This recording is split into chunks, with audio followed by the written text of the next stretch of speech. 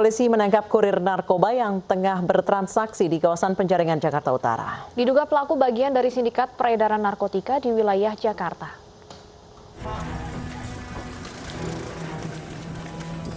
Polisi menangkap Sabar, kurir narkoba di kawasan Penjaringan, Jakarta Utara.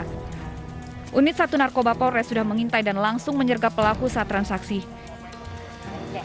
Polisi menemukan 1 paket besar sabu dari dalam tas yang dibawa pelaku. Pelaku diduga memanfaatkan situasi Jakarta yang lengang selama pemberlakuan pembatasan kegiatan masyarakat untuk transaksi narkoba. Satu orang pelaku yang merupakan sindikat daripada jaringan peredaran narkotika, dan turut kami amankan 1 paket berukuran besar yang kami duga adalah narkotika jenis sabu. Selanjutnya kami akan terus melakukan pengembangan dari mana barang tersebut berasal. Sementara barang bukti dan pelaku kami amankan di Polres Metro Jakarta Barat. Polisi menduga ada pelaku lain yang merupakan pemasok narkoba ke pelaku. Hingga kini pelaku menjalani pemeriksaan di Mapolres Metro Jakarta Barat. Sementara di Riau, Direktorat Reserse Narkoba Polda Riau menyergap seorang kurir sabu jaringan internasional. Dari tangan pelaku, petugas menyita paket kristal putih seberat 20 kg.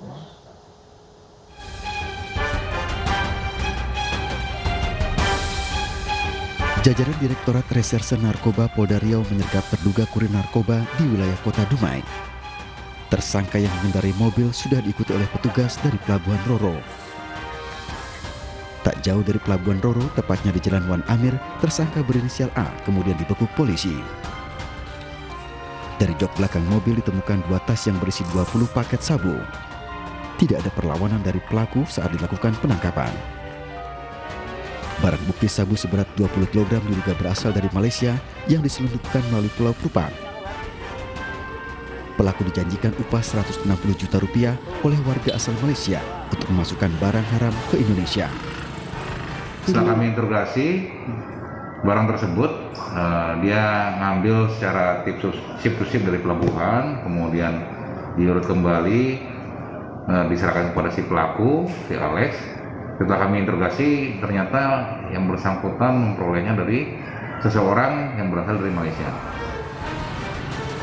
Dari pengakuan pelaku, sebelumnya pernah mengirim sabu seberat 5 ons dengan upah Rp30 juta. Akibat perbuatannya, kurir sabu ini dijerat pasal 112 KUHP tentang narkotika dengan ancaman minimal 10 tahun penjara.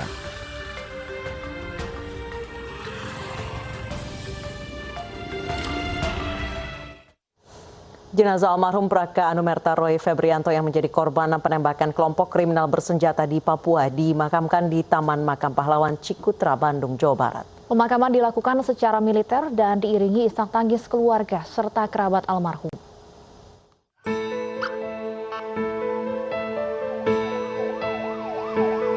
Jenazah Praka Anumerta Roy Febrianto dimakamkan di Taman Makam Pahlawan Cikutra, Kota Bandung pada Minggu pagi. Pemakaman dilaksanakan secara militer dengan dihantarkan pihak keluarga serta kerabat almarhum. Dalam prosesi pemakaman, isak tangis dari pihak keluarga tak terbendung setelah jenazah dimasukkan ke liang lahat. Bahkan sang ibunda jatuh pingsan saat mengikuti prosesi pemakaman. Atas jasanya kepada negara, almarhum juga diberikan kenaikan pangkat luar biasa 1 tingkat dari Pratu menjadi Praka. Anugerah yang diberikan kepada almarhum adalah kenaikan pangkat luar biasa, 1 tingkat. Semasa hidupnya almarhum berpangkat prajurit 1, kemudian dinaikkan pangkat 1 tingkat lebih tinggi sesuai dengan keputusan Panglima TNI nomor 44 1 Romawi 2021 tanggal 22 Januari 2021. Dinaikkan pangkat 1 tingkat menjadi prajurit kepala Anumerta.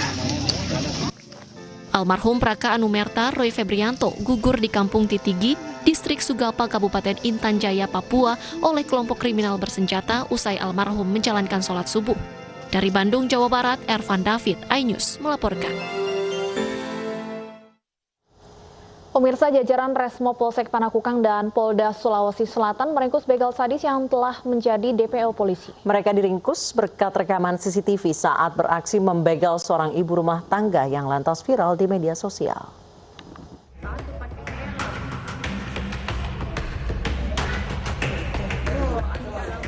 Inilah rekaman CCTV saat gerombolan pemuda membegal seorang ibu rumah tangga di depan rumahnya. Berbekal senjata tajam, begal mencoba merampas tas korban. Namun karena melawan, pelaku gagal menggondol tas korban. Berbekal rekaman CCTV inilah petugas lantas memburu para pelaku. Hasilnya, petugas gabungan berhasil meringkus 2 anggota komplotan begal sadis. Keduanya ditangkap di tempat terpisah. Tidak berkutik, keduanya lantas digelandang ke kantor polisi untuk diperiksa. Dari hasil pemeriksaan, Al-Ghazali yang menjadi otak komplotan mengaku telah membuntuti korban dan menyasar ponsel serta dompet korban. Mereka nekat melukai korban karena berusaha mempertahankan tas miliknya. Kedua pelaku yang tertangkap mengaku menjadi begal untuk mengkonsumsi narkoba. Iya, berapa kali? Tanya berapa kali kejamret? 3 kali ya. Begal. Berapa kali? Itu di mana-mana? Oke. Di BTP sama Mansului ya. Sama BTP Mansului, mana lagi? Di Rawasi. Apa yang kau dapat? HP. Sama apa? Terus kau jual? Iya. Kau pakai apa uangnya? Sabu. Hah? Obat-obat sabu? Iya. Bersama pelaku, polisi amankan sejumlah barang bukti. Dalam catatan polisi, keduanya telah berulang kali keluar masuk penjara. Telah mengamankan 3 orang. Jadi 3 orang kita amankan, kita tangkap terkait kasus penganiayaan serta percobaan pencurian dan kekerasan di Jalan Meranti yang sempat viral di media sosial beberapa waktu lalu. Jadi dari 3 orang itu kita sudah bisa buktikan untuk 2 memang betul-betul pelaku dari kejadian pencurian dan kekerasan serta penganiayaan di Jalan Meranti. Akibat perbuatannya, ketiga pelaku begal sadis dijerat pasal 352 dengan ancaman hukuman 5 tahun penjara.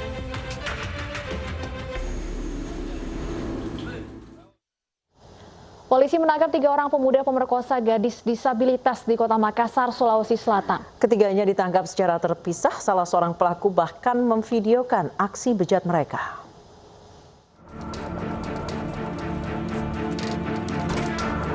Tim gabungan Jatanras Polrestabes Makassar bersama Resmo Polda Sulawesi Selatan menangkap buronan pemerkosa gadis penyandang disabilitas berusia 16 tahun. Pelaku ini merupakan otak aksi kekerasan seksual terhadap korban. Selain berbuat keji, pelaku juga merekam aksi bejatnya. Video digunakan pelaku untuk memeras orang tua korban sebesar 5 juta rupiah. Pelaku mengancam menyebarluaskan video melalui media sosial bila orang tua korban tidak membayar uang tebusan seperti yang diminta pelaku. Hari ini kami mengamankan inisial AS alias RB dengan peran memvideokan sekaligus menyetubuhi korban. Sehari sebelumnya, polisi menangkap 2 orang pemuda yang juga terlibat dalam kasus asusila ini. Keduanya ditangkap setelah korban menangis dan mengadukan perbuatan bejat mereka kepada orang tuanya. Pelaku dan korban berkenalan lewat media sosial. Setelah sepekan kenal, para pelaku membujuk korban untuk bertemu hingga terjadilah perbuatan tidak senonoh tersebut. Hasil interogasi kepada mereka bahwa betul dia setelah melakukan kemudian memviralkan dan menghubungi orang tuanya untuk diberikan suatu uang untuk tidak diviralkan. Jadi setelah orang tuanya menerima telepon dari pelaku, lalu menghubungi polisi. Para tersangka terancam tindak pidana ruda paksa dan Undang-Undang Perlindungan Anak dengan ancaman hukuman di atas 5 tahun penjara. Karyawan pabrik di Mojokerto, Jawa Timur mencabuli dan memperkosa siswi sekolah dasar. Pelaku dan korban berkenalan melalui sosial media. Korban percaya kepada pelaku karena dijanjikan dinikahi jika hamil.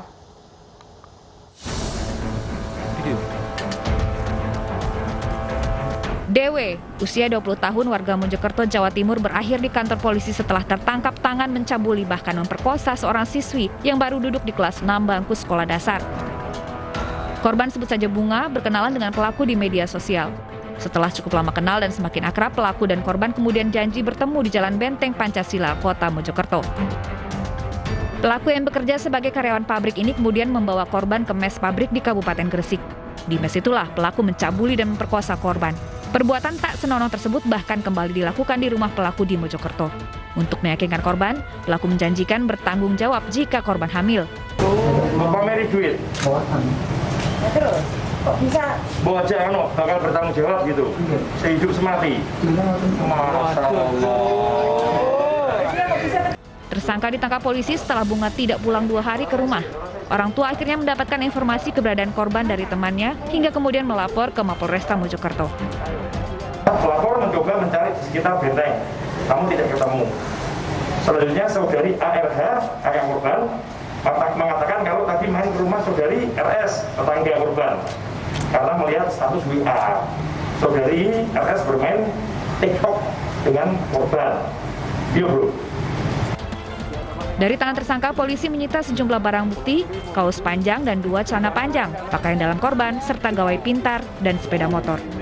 Tersangka dijerat Undang-Undang Perlindungan Anak dengan ancaman hukuman di atas 5 tahun penjara.